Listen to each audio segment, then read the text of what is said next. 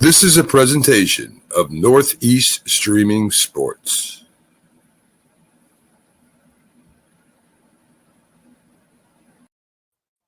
Good morning, everybody, and welcome to another episode of the Mac and Jack Show.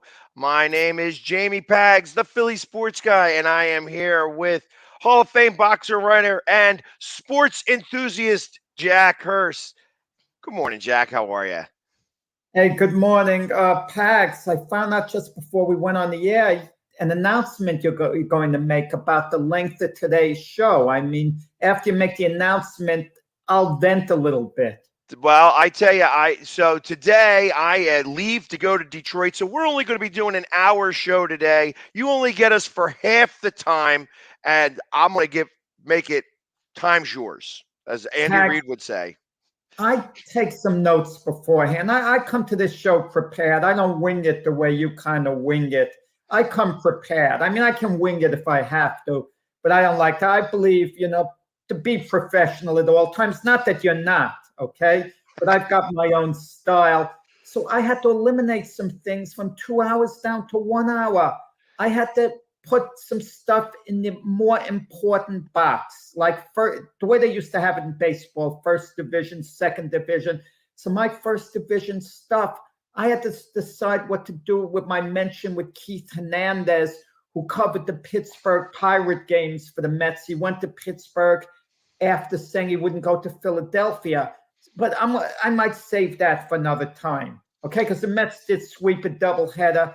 They're still in first place by a half game over Atlanta. But, people don't panic in New York the way they do in Philadelphia. I mean, the Mets were sitting comfortably in first place all year. They're only a half game ahead of Atlanta. But the Met fans, at least they realize their team is playing well. It's not because they're messing up. It's because Atlanta themselves is playing really great. But in Philadelphia, they'd be panicking. If the Phillies won 9 of their last 10, the fans would be panicking if another team won 10 out of 10 in the game of them. It's the city of panic in Philadelphia at times. I would say that you are so wrong. First off, obviously the Mets are having a little bit of an issue since they happened to sweep that doubleheader, but they did get spanked by the Pirates the day before, 8-2. So, and that's what got them into that virtual tie. And can't tell me that not all New Yorkers are just calm, cool, and collected, because you got Jerry Seinfeld out there who's saying, "Oh, the reason why the Mets are stinking so bad right now is because they had Tommy Trumpet come out and do that stupid trumpet performance." First off, I mean, you always see his box empty. He doesn't even go to these games. Right, the Edwin Diaz talk. But you always see Seinfeld out there. He doesn't even go to these games, and now he feels like he's an authority on why the Mets are going through a little slump. Well, Edwin Diaz has cooled off a bit. Let's be honest about it. He's had a great year, but recently he's been, so-so. How many of these celebrities are actually major fans, genuine fans? I don't mean they like the sport, but even if they weren't well known and they were just an ordinary person out there in society, how many of them would be going to the games the same way, provided they could afford to go and get the ticket? We give Spike Lee his props because that's exactly it. That was the first person that came to mind. He's a genuine fan. Jack Nicholson, he's a genuine fan. Is Seinfeld really a big fan, or does he just go to some of the games because it's something to do? Or does he really wear the team on his sleeve? Because Spike Lee does, Jack Nicholson does. You feel they're like really, really into it, genuinely. I don't know about a number of them, but listen, you see even at the tennis matches, Serena Williams playing, all the celebrities show up because it's kind of the place to be in a sense. I remember the first Ali Frazier fight. Every celebrity wanted to be there because they want to be seen. They want to be like part of the action. And when a team's done very poorly, how many celebrities are really there? I mean, does Philadelphia have any celebrities that go to the game? Have any celebrities come out of Philadelphia non-sports? I mean, I don't know, Pax. I mean, you're the Philly guy. Would you get a celebrity? This is the biggest test. A celebrity at a Philadelphia Flyer game right now. So the last celebrity that, I saw at a Philadelphia Flyers game was Joe Montana. Wow, Joe Montana, the Flyer. So actually sat right in front of me. Got a pic. I didn't get a picture with him because the person I brought with me was like, "No, you're not going to bother him." I'm like, "What? She had no idea who I am and was trying to deal with me that way." But Joe Montana went to a Flyers game, which was a big surprise. I mean, I knew he was from Pennsylvania, but he was from the western part of the state. But he was at a Flyers game, and it was interesting to see. Other than that, when you see celebrities that go to hockey games, typically will go into the suites, so you don't get to see them. They're not dealing with the crowd. When I think of basketball games, you have a little bit more. I mean, Freddie Mitchell is not necessarily a celebrity, but you always see him on a lot of sporting events. Meek Mill, who is a rapper, you'll see him at Sixers games and such like that. You'll see them more at basketball games than hockey games. As far as football games, the moment that baseball season's over, you'll see Mike Trout just about at every Eagles home game. So that's kind of a celebrity in that regards. But I think about warm my heart. A story about Hank Aaron. He used to go to the Cleveland Brown games. He was a Cleveland Brown fan, and he sat in the dog pound. The dog pound was, but in the seats behind the end zone, over there. And the fans would act a certain way. And Hank Aaron came dressed in a disguise, and no one would recognize him. And he got away with it for a while. And finally, a fan recognized him. You're Hank Aaron, and he denied it at first. You can't blame him for denying it. I don't consider that lying. I consider that you're just trying. Yeah, because you don't want to create a panic or. But the fans said, "Yes, you are." Didn't buy a story. The other fans noticed, and it wasn't the same for him anymore. So he stopped doing it. Not that the fans were nice to him. By all accounts, they were very, very nice to him and thrilled to have him amongst them. But it didn't, happen. Seinfeld, I could tell you something. This is the truth. He puts down Mario from Australia. I got no respect for Jerry Seinfeld for what he did here in Sydney, Australia. I have no idea what he did. I have no idea either. But no. I don't want to know. But I will say this: I haven't watched one episode of Seinfeld ever. That's hard to believe, ever. Good for you. I've watched like 3, so we're in that same boat. Did he have Keith Hernandez on a couple of episodes or something? A Steinbrenner? I don't care. I don't care. Probably. He probably did. If I wanted to start watching Seinfeld, imagine I could watch every episode like it's new. But I just haven't. Nothing against Seinfeld from my end. I just never, for whatever reason, started watching the show. And who wants to put the investment of time, after on? Because I don't really like that kind of humor. It's not my type. So. I mean, and really, I always thought that it was the Yankees that they would talk about because George worked for the Yankees in that show. So, yeah, whatever. Not important. It really isn't. Like I said, Seinfeld doesn't move the needle for me. The fact that he's bagging on his own team because of something that I thought was worthwhile. Again, I'm not a Mets fan, but I thought that whole trumpet entrance was something. Again, that was something cool, something. Fun that the team did specifically for one of their players to pump up the crowd, and it worked. They won that game. They ain't won many games since then, but they won that game. And I don't understand how somebody can come off and say that type of stuff. I'm going to tell you, comparing the two crowds this year only this year with the Mets and the Yankees, in my opinion, there's more electricity in the Met crowd than there is in the Yankee crowd. I mean, the Yankee crowds are enthusiastic still, and it's still more of a Yankee town than a Met town, New York. But you could tell the electricity's there. With the Mets, there's a little bit more of a buzz. The Yankees, they're under more pressure. And it seems that way. The Yankees are bringing up all these young players and they're counting on them because they've had a number of injuries. But what team hasn't had their share of injuries? And for the Yankees, if they won the World Series this year, it would be considered a tremendous relief.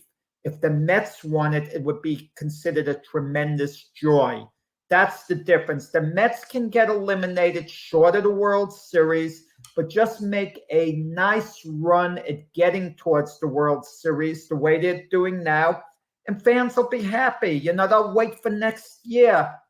Of course, expectations will go up for the following year, so the equation might change then. But for now, the pressure is squarely on the Yankees. Anything short of at least bare minimum getting to the World Series, there's going to be great discontent. The Mets don't have that pressure at all. So let me ask this question for you. Say that the Mets falter here in the next 21 games or 17 games, however many games are left, and they lose the division lead to the Braves. And that's really, and then they go up against the Phillies in the wild card round, and they lose to the Phillies.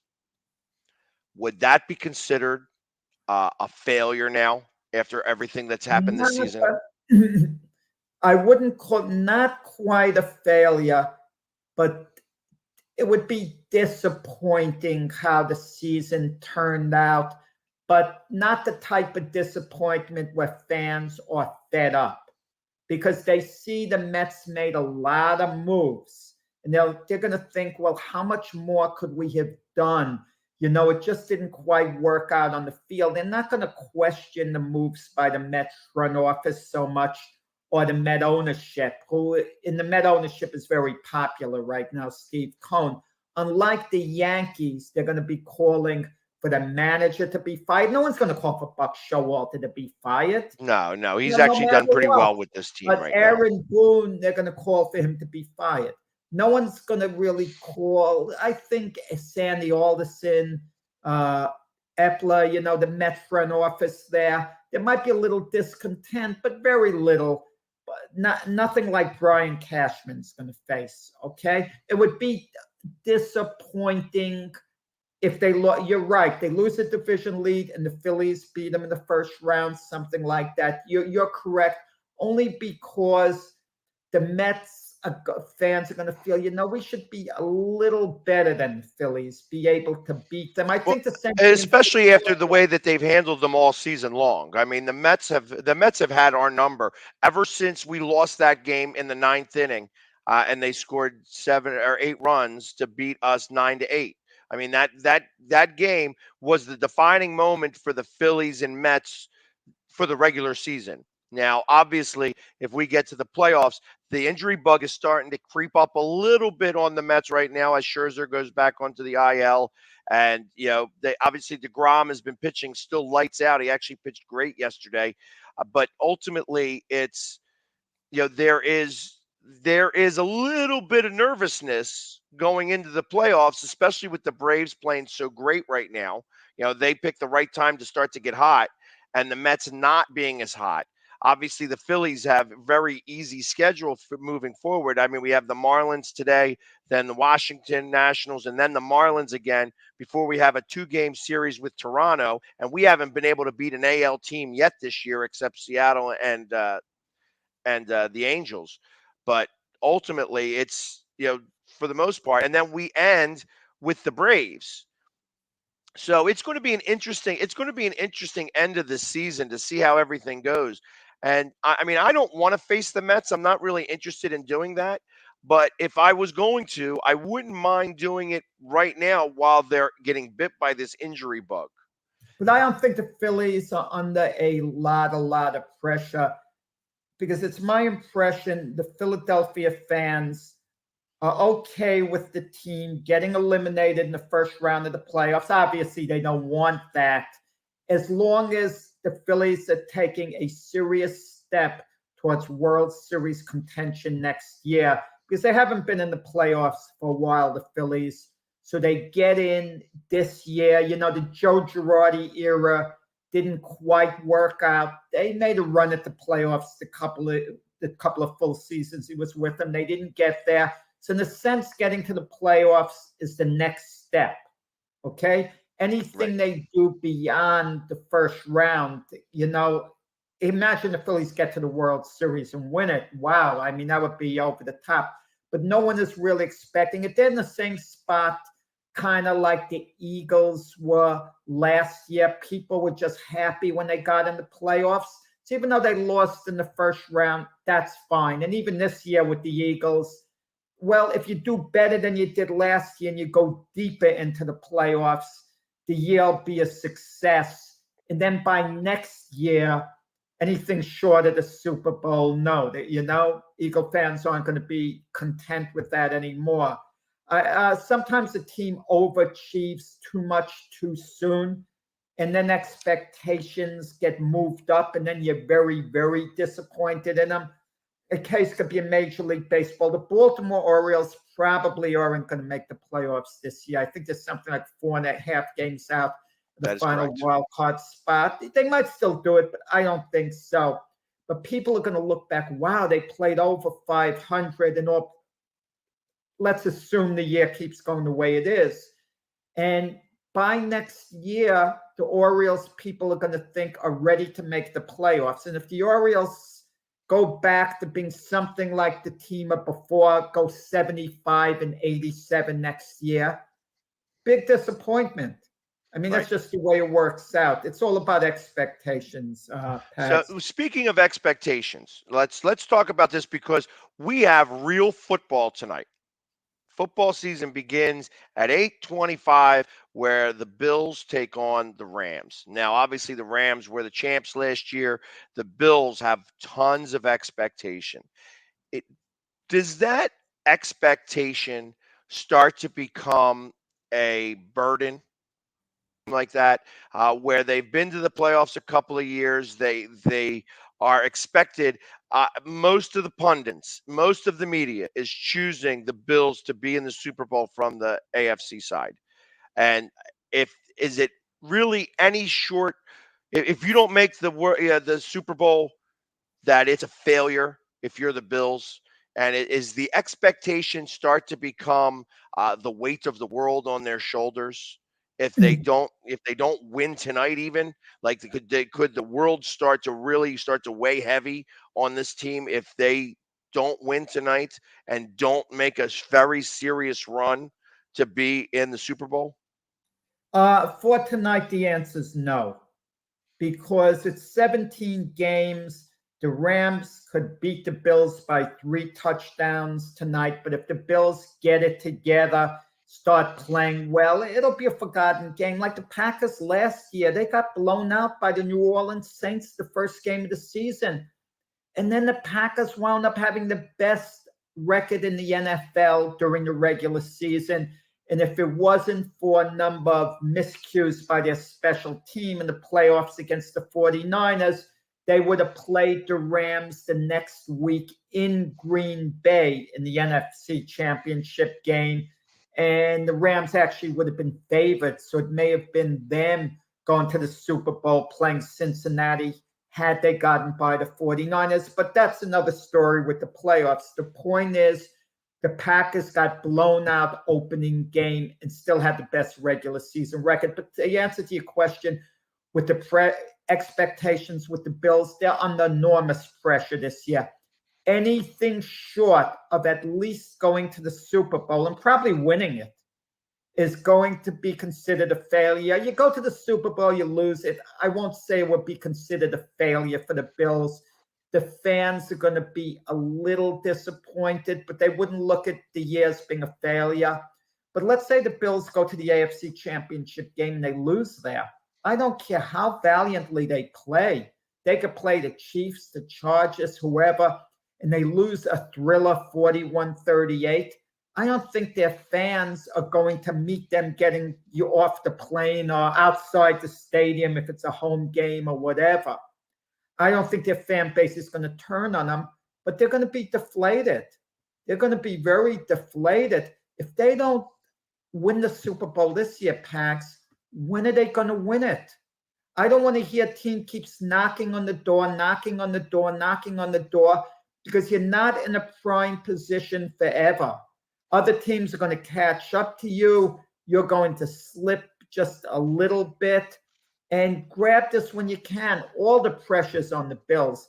There's more pressure on the Buffalo Bills to win the Super Bowl this year, really, than any other team in the AFC, for sure. For sure. In the NFC, my guess would be, with winning the Super Bowl, the most would be on Green Bay, I would think. Okay. The Rams won it last year. Tampa Bay has won it before. We can look at the 49ers, but they have a split quarterback situation, even though they're under pressure, to get to the Super Bowl. I just don't think it's the same. The Eagles are under pressure just to get better, and getting better is good considering they win the playoffs. That's their pressure point. The Eagles could lose in the NFC Championship game, and their fans will be proud of what they accomplished this year, unless the Eagles commit the silliest of plays, the silliest of blunders.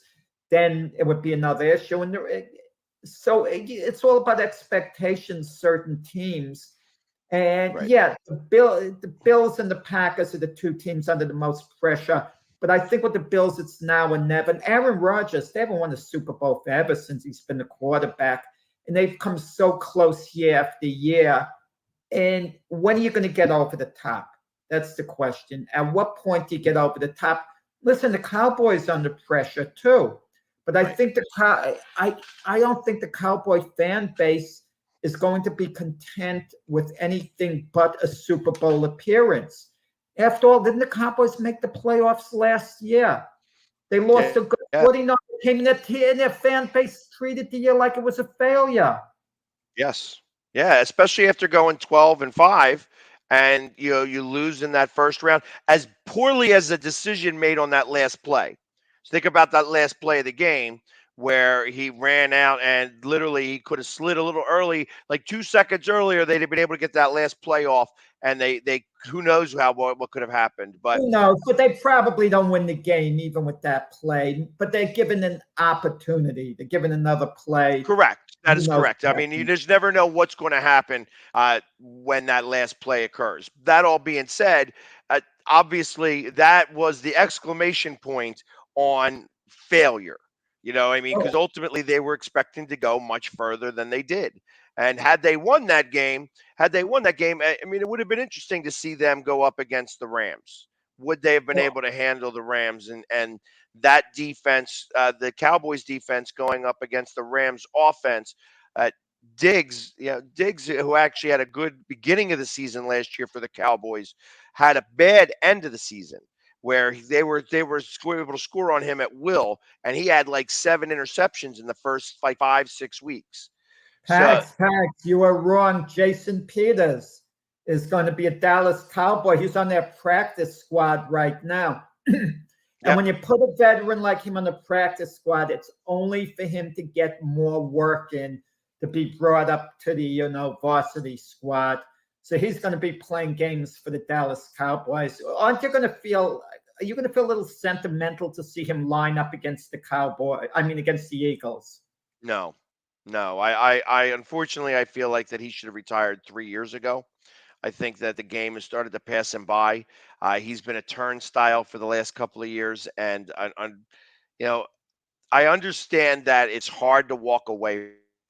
When you've played it all your life, it's hard to just walk away and say that I'm done playing. And I feel like that's what he's torn with. He's torn by the idea of the fact that he just can't stop playing. And it's unfortunate because he was a first ballot Hall of Famer. And I feel that the last few years has started to detract from that. And like I said, he's still going to be a Hall of Famer. He's going to do the things that he does, but he's not Jason Peters anymore. My brother told me a few years back when Jason Peters got hurt, in the Super Bowl season, he's like, you have the best offensive tackle in the league, and then you have everybody else because everybody else is not the best one in the league. So ultimately, when you fall from there, when you are no longer the best, you become part of everybody else. And in his case, he's really come down to there's a reason why nobody's been signing him, that he was available to be able to get on the Cowboys in the first place. And I don't think that it's a shame. It's a shame as far as I'm concerned. Chris is mentioning that he's going to he gets hurt. He's injury prone. Well, He just doesn't have it anymore. We know with Dallas, if they stumble, Mike McCarthy is going to get the main part of the blame. Even if players aren't performing well on the field, they'll point to that. But McCarthy's under the most pressure, and he might get fired in season. That's the impression that people have, even though Jerry Jones isn't too quick to pull the trigger on firing coaches. In Philadelphia, if the Eagles stumble, where's the blame going to come? You would think maybe it's Jalen Hurts, but what happens if the Jalen Hurts individually isn't doing poorly, but the team doesn't quite have it together? Let's say Jason Hurts is adequate, but the team is doing poorly. I'm not sure they jump on Jalen Hurts if that's the case. Who gets the blame? I don't think Sirianni, their coach, gets the blame because, he had a good year last year. Who do they look to pin the blame on? If the offense is playing well and in games, it lot is going to fall on Gannon. And Gannon's the defensive coordinator. There was questions last year about Gannon. Obviously, he has much better talent this year than he did last year on the defensive side. I think the bigger question is, how are they going to be able to adjust in season? Last year, for instance, we're going up against Detroit, here in a couple days. Jalen Hurts threw for 103 yards in that game because they ran all over Detroit. The rushing game, I think they had 240 yards of rushing, and he only needed to throw for 103 yards. This year, I expect that they're going to throw for close to 300 yards and not rely on the running game as much in this game specific. That being said, it was the rushing game that allowed us to win all those games going down the stretch because we had the best rushing team last year, bar none. I feel that that's where the biggest things are going to be made. The adjustments made on defense, if he's not able to do what he wants to do, and is he going to be able to switch up to go to a blitz type package and things of that nature? And is Nick Sirianni going to be able to understand that maybe the passing game's not working and switch back to a running style offense if that's the case? Those transitions took too long last year. There were extra games we could have won that we didn't win. You're sounding like a coach here with the viewers. I expect you to bring out your X's and O's now. And it's showing us certain plays. I don't know, Pax, but I'm going to tell you this.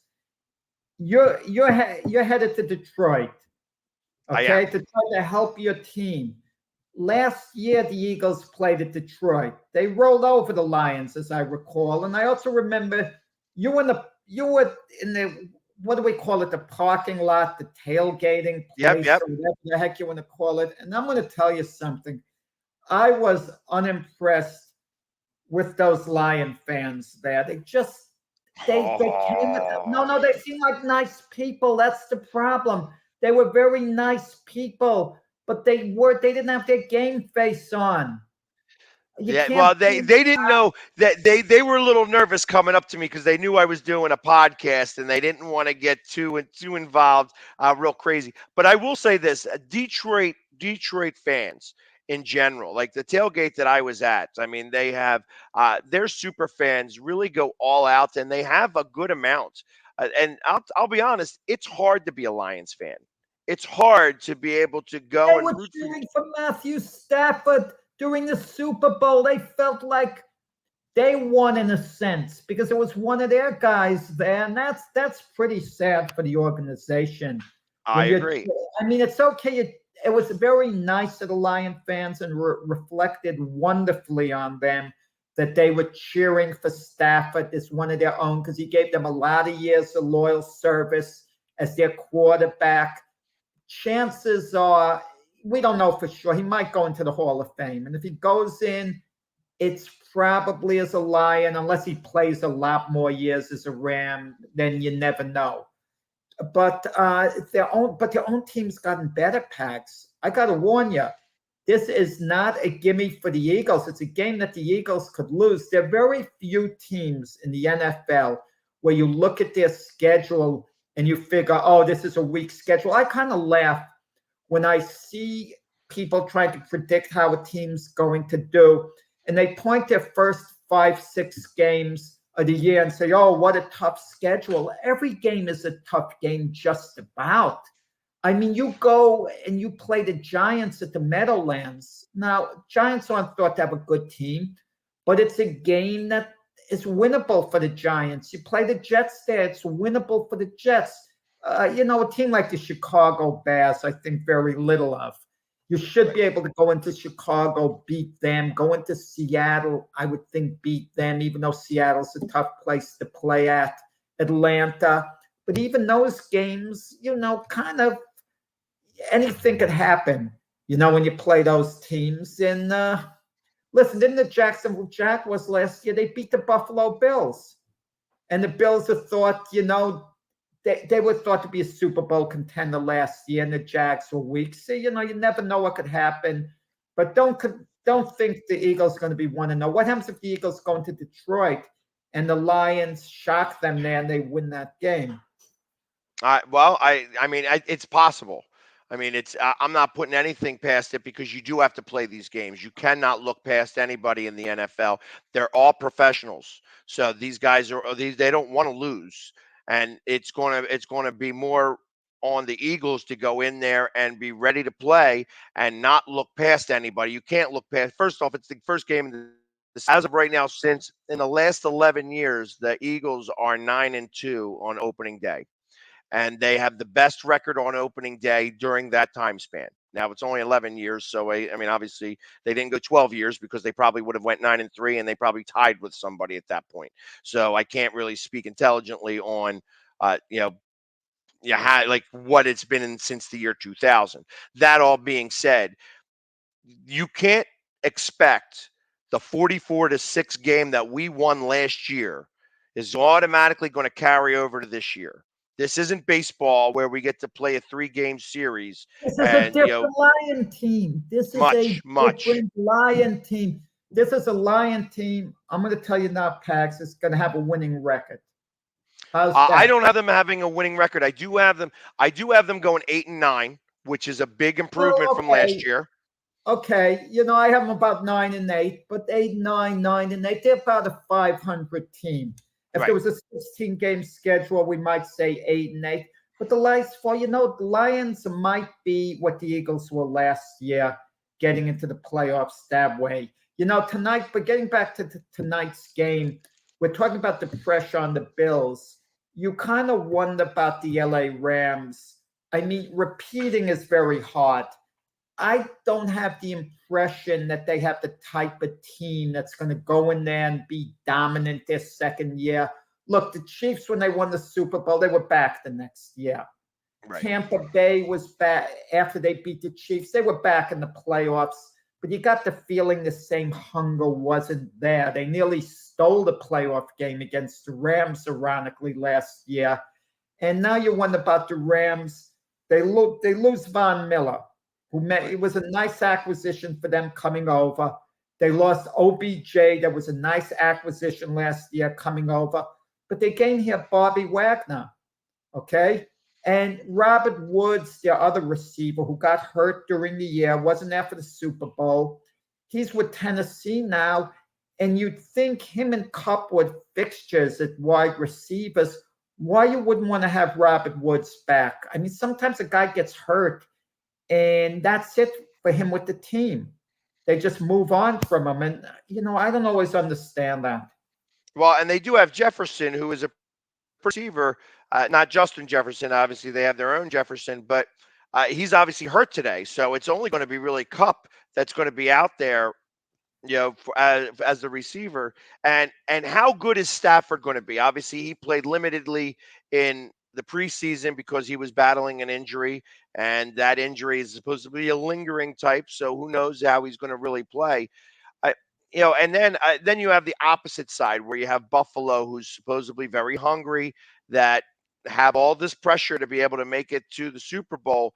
I find that this is going to be an interesting dynamic in general. I actually have the Bills not making the Super Bowl. I think that they lose to the Chiefs, and that the Chiefs, and that's the AFC Championship game is the Chiefs and the Bills, and they have the mental block with the Chiefs, and the Chiefs kind of do that. Now, is that really going to be the case? Who knows? Well, what would the game be played? You're talking about mental block. I would say that this game today, or that happens today, is going to come back to play. So if the Bills win this, that's going to be in Buffalo. If the Bills lose this game, it's going to be played in Kansas City. But this isn't a tiebreaker game. They're not playing. Nope. I'm just saying that the beginning of the season, this one game, because the Bills are supposed to win this game. I got to imagine there's a little bit of a hangover for the Rams. That I don't think they're as good a team as they were going into the Super Bowl last year. Obviously they lost Von Miller. Jefferson is out. Matt Stafford has been battling an injury in the preseason, and they just don't. They lost their offensive tackle. They brought somebody else in. There has been some very significant pieces that have changed for the Rams.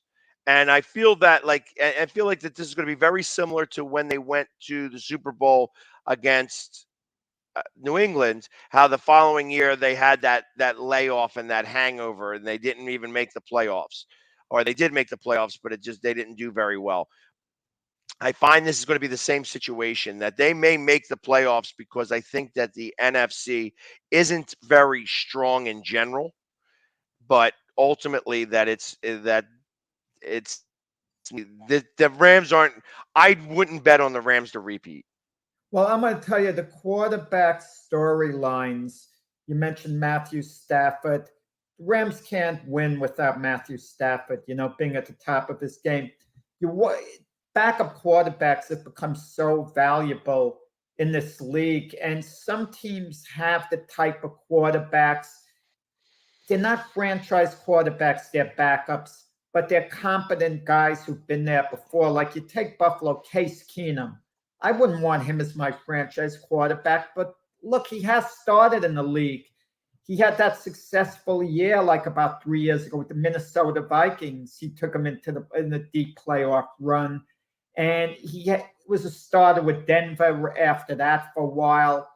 So some teams have the competent backups, in an absolute emergency. You have that with Philadelphia with Minshew, competent backup. But some teams you kind of wonder about the guys they have. Like Peyton Manning, for example, as great as he was with the Colts, they never really had the type of backup who could come in for him if he was injured and kind of carry a team. Like the ideal situation they really have with the 49ers now. Between Garoppolo and Lance, whoever's playing better, that's great. They could go with either guy. Even the Packers situation isn't so bad if Aaron Rodgers went down. Jordan Love is no Aaron Rodgers, but he already has, a couple of years experience with the Packers, and he would be competent enough, you'd think, to get the job done. And you talk about the Steelers. 3 quarterbacks there. Mitch Trubisky wins the starting job, as was to be expected to me. And right. Everyone was talking about Kenny Pickett, but they didn't get Mitch Trubisky to not win the job. Mitch Trubisky was going to have to lose the job in camp. Let's be honest about it. Sometimes they call for these competitions, and it's not really a competition because they know one guy has to clearly lose the job. Like when Carolina got Baker Mayfield, they said him and Sam Darnold are competing for the job. Can you imagine if Darnold had won that job? It would be, But I think the reason they say they're competing, let's say Baker Mayfield had gotten injured. You don't want Sam Darnold to feel diminished. You want him to think, well, I was competing for it all along. I may have gotten the starting job anyway. Right. So, it's a nice scenario there. Like, I think the Steelers are going to surprise people in that Mike Tomlin is going to manage to lead them to a winning record again. Okay, maybe not make the playoffs, but I could see them going 9-8, being a little more on the plus side. They might even go 10-7 because they have a pretty good defense. And Mitch Trubisky is a little bit underrated. They did make the playoffs a couple of years with the Bears, and people look very critically on him, in part because he came out of the same draft, okay, and was drafted ahead of Deshaun Watson and Patrick Mahomes. That's what I think people kind of hold against them. Well, and I look at it as, I mean, you think about Mitch Trubisky, and he was a double doink away from getting to the divisional round in the playoffs. It was his kicker who screwed it up. Cody Parkey kicking another one for the Birds in that playoff game. So we went. Are we thinking of the Vikings who missed the field goal? No, Cody Parkey. Okay. For the Bears missed a field goal, and Mitch Trubisky was the quarterback of that team. And that was when they had Khalil Mack, on the defense, and that game they held the Eagles pretty strongly, but ultimately they wound up losing the game 16-14, I believe it was the final score of that game. So, I mean, literally, so Mitch has had some winning seasons. It's just that I feel that Chicago got rid of him because they didn't have all the other pieces around him, and they had to blame somebody. Yeah, well, they went 8-8 that last year. He was in the playoffs and got eliminated. But the fans, I think it's the unrest of a fan base that influences franchises to make certain decisions. If you were under no pressure at all from a fan base at all, a lot of times these teams wouldn't make that decision. Like with the Cowboys with Mike McCarthy, they better, if the fan base didn't get on Jerry Jones, Mike McCarthy'd be there indefinitely. We just saw a comment, and it didn't say the exact names. Well, the Giant backup is better than the starter, meaning Tyrod Taylor is better than Daniel Jones. Maybe, but I will say this. Tyrod Taylor is not your answered starting quarterback. If Tyrod Taylor has to be a starting quarterback going forward, your team, it's just not going to work. Tyrod Taylor is no more than a competent backup at this point. So I don't want to hear Tyrod Taylor's the man. I think I could somewhat agree. I'm not a big fan of Daniel Jones either. And you know what? Switching to the other New York football team, something came out that Joe Flacco is going to be the starter for the first 3 weeks because they do not expect Zach Wilson to come back till week 4. Thoughts? I don't want to think about it. Joe Flacco is definitely not your answer. Listen, Joe Flacco had a nice career with the Baltimore Ravens, won a Super Bowl there. Joe Flacco, in his prime, was a good, competent quarterback, okay? A good game manager, but that's where it ended. Joe Flacco was never a difference maker at quarterback. He was never one of the elite quarterbacks in the league. When you talked about who are some of the better quarterbacks in the NFL, when Joe Flacco was at his best, if you talk top 10 quarterbacks, Joe Flacco's name wasn't coming out. The best quarterback to compare Joe Flacco to when he was at his best, maybe a Kirk Cousins, something like that. Competent, decent game. You know who I compare him to? The other Ravens quarterback that won a Super Bowl, Trent Dilfer. I think a little bit. He was better than Trent Dilfer, I think. In all fairness, just a little bit, not much though. Better than Trent Dilfer. Listen, we can't forget he was a decent quarterback in college. He was drafted number 18 overall in the draft, coming out of Delaware. Right. Not exactly the biggest college program, Delaware, where they pluck elite quarterbacks, but he's competent, good, but he's not even the same player now. If Joe Flacco hadn't lost a couple of steps, he never would have lost his job to Lamar Jackson, because Lamar Jackson wasn't an elite first round draft pick for coming out, it would have been hard for Lamar Jackson to break in, but they sat Flacco down during a playoff game, which ought to tell you. And for whatever reason, Robert Salah likes Joe Flacco because I guess Joe Flacco's been around a long time. He can pick up the playbook very quickly. He's got experience, but there's not a lot of upside to Joe Flacco. Not a lot at all, at this point. It's like having Vinny Testaverde at the end of his career. I'm going to tell you what I'm more concerned about, okay? Zach Wilson, we don't know how good he is. And when you invest a number 2 overall pick in someone, you take forever to move on from them. Because if Joe Douglas moved on from Zach Wilson, let's say at the end of this year, he's got to then admit he fouled up the number 2 overall pick in the draft. And people are going to say, well, you could have gotten Kyle Pitts, the tight end from the Falcons. You could have gotten Micah Parsons. You could have gotten Devontae Smith. You could have gotten, numerous players that came out of that draft that were outstanding. Right. But so they're going to invest all this time in Zach Wilson, and we're going to have to get an answer at some point. I don't want the Jets to do the same thing the Giants did with Daniel Jones, who was drafted 6th overall, because you made this investment in him.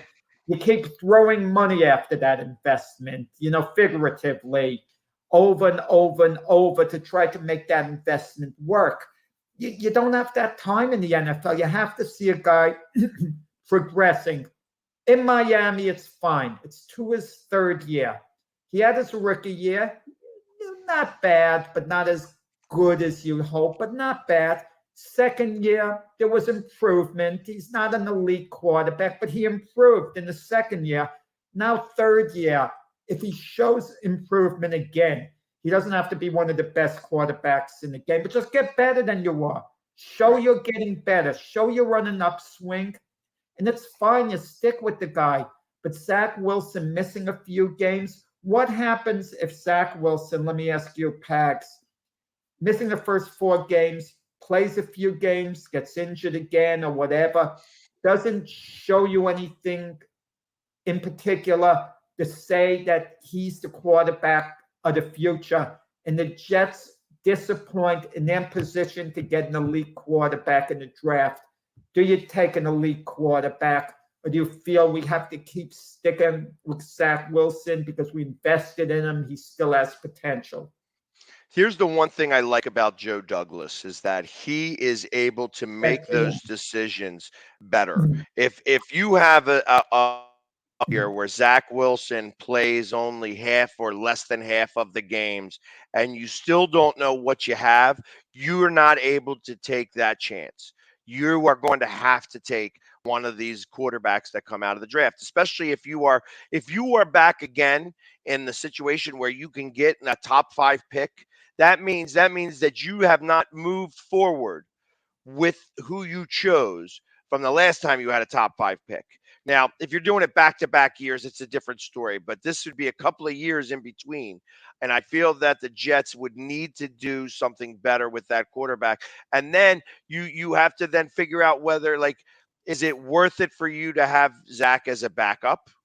Or is it better to maybe trade him away so that he can hold the clipboard somewhere else? We're talking the blame game, okay? Because that's what goes on. We decided with the Eagles, if they disappoint this year, in all probability, their defense is going to be no better than average. Gannon's going to get the blame. But with the Jets and Giants, the blame is not going to fall with the Giants' new coaching staff. It's their first year. You're given a pass 1 year, unless you're Urban Meyer and you're acting a certain way that's unacceptable to the franchise. So Daniel Jones probably gets the blame there. Okay. Right. With the Jets, Zach Wilson, it probably comes down to maybe Robert Salah now. Maybe Robert Salah.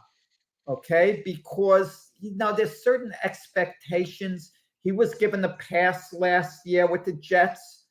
But Salah, with all the talking, it could come back to him as well. I don't think that GM Joe Douglas gets blamed because fans were happy with what he did in the draft.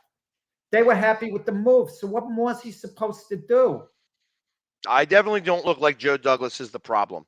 I feel that this is still, I mean, it's taking a few years to get over Gase. Gase really destroyed that franchise for a while. So, and I feel like Douglas is finally now starting to have the upswing. Do I expect that the Jets are going to be as bad as we're talking about? No, but again, that's why you have to play these games. It's possible, especially if this injury keeps lagging or it keeps nagging here, Zach Wilson. I mean, who knows really what's the cause of I'm this? gonna tell you, if someone wanted, they had money to bet, and they wanted to make a fortune of money, bet the Jets to win the Super Bowl. I know it's the longest of long shots, but consider this. They really do have a good defense. And, their defensive end that was out all last year, Carl Lawson's back, really good pass rusher. Sauce Gardner at the corner. I mean, they really have a good defense, and they're loaded with receivers, loaded, meaning if Zach Wilson can somehow comes back and all of a sudden he becomes a stud, worthy of the number 2 overall pick, and he looks like a Joe Burrow or something, and everything came together, that you could strike lightning in a bottle sometimes. It's doubtful that that's going to happen. I mean, I look for like a 7-10 record with the Jets this year, which would be, somewhat acceptable to the fan base because they were 4-13 last year. Fan base wouldn't be thrilled, but it would be moving forward a little bit. Right. I agree. I think that it is. And I think that that's what's happening here, that some teams are able to go from worst to first, but that's because they have some of the pieces in place and injuries that cause them to go from the worst team in the division to the best team in the division. And usually those divisions are tough divisions to begin with, where it's in the Jets case, I feel that the Jets had a few games where they were in it, and then there was a few games that they weren't in it. That division itself is still got a lot of question marks, minus the Bills. Are the Dolphins going to be able to do what they can do to be able to get up into that, to get in the better half and have a winning record? Are the Patriots are who they are? Is Coach Belichick able to have the mystique just around him be able to be enough to win games? Because I think their defense is terrible this year.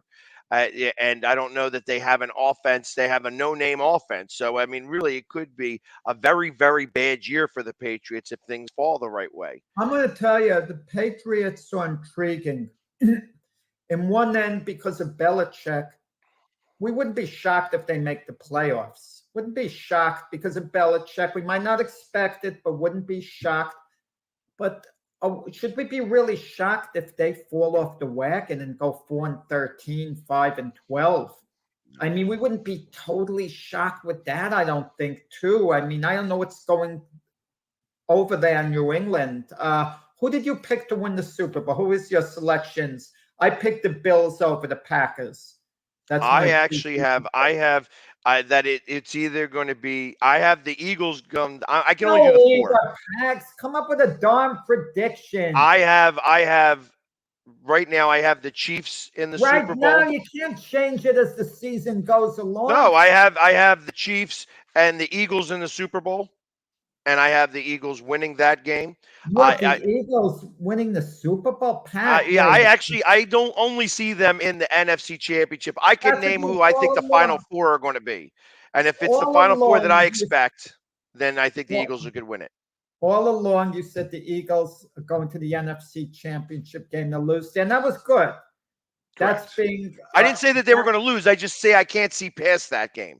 I think that because I thought it was going to be Tampa, and if I thought the Eagles went up against Tampa, I thought that Tampa would win that game in the NFC Championship. Tampa makes the playoffs this year because I'm going to tell you their offensive line is decimated there.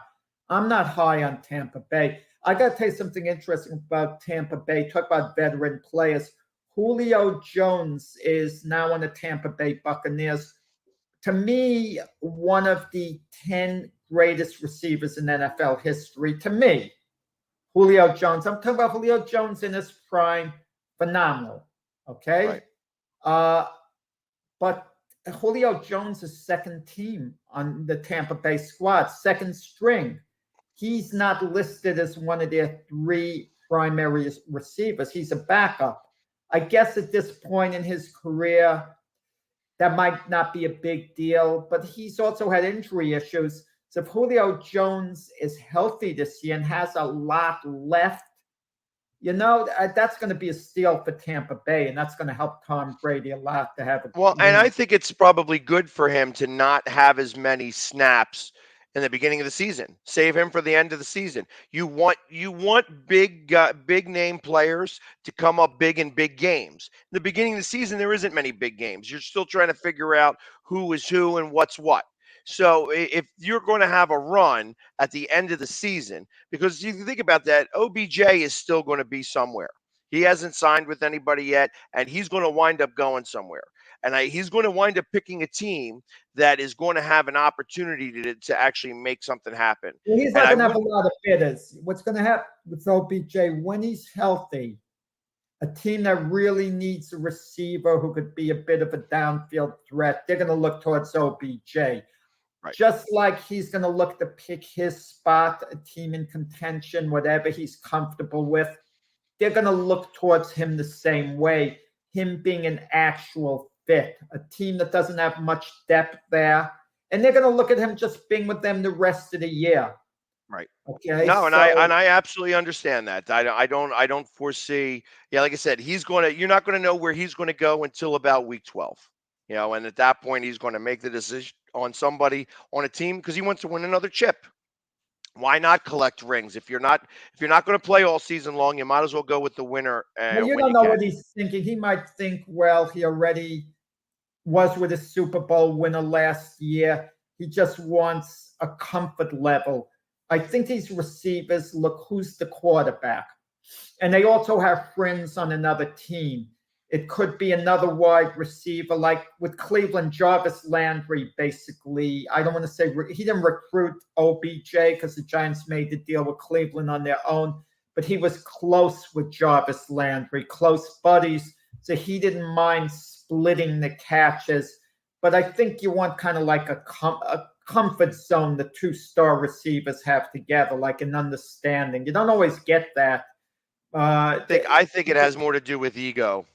And especially with OBJ, who is a lot of a diva, that it's ego that's going to drive where he wants to go. He's no longer a star receiver where he could be made the man. I don't know. When you have over 100 yards in a Super Bowl and then get hurt, like I said, he was a very integral part in the Rams winning that Super Bowl, even up until he got hurt, obviously. So so much so that the Rams kept his locker. So I wouldn't be surprised to see him go back there if the Rams are making a play.